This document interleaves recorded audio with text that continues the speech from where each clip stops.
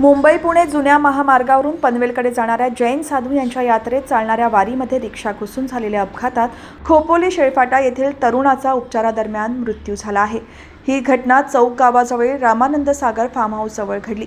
मीत जैन असे मृत्यू झालेल्या तरुणाचे नाव आहे। या अपघातात जैन साध्वी यांना कोणत्याही प्रकारची इजा झाली नाही। मुंबई पुणे जुन्या महामार्गावरून पनवेलकडे जाणाऱ्या जैन साध्वी यांच्याबरोबर सेवेकरी चालत असताना रिक्षाने पाठीमागून धडक दिल्याने हा अपघात झाला।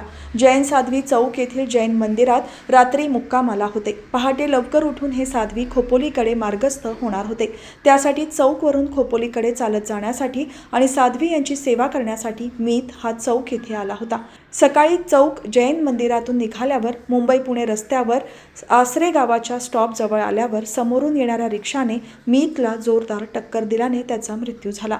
तातडीने मीतला चौक येथील ग्रामीण रुग्णालयात दाखल करण्यात आले, मात्र त्याला मृत घोषित करण्यात आले।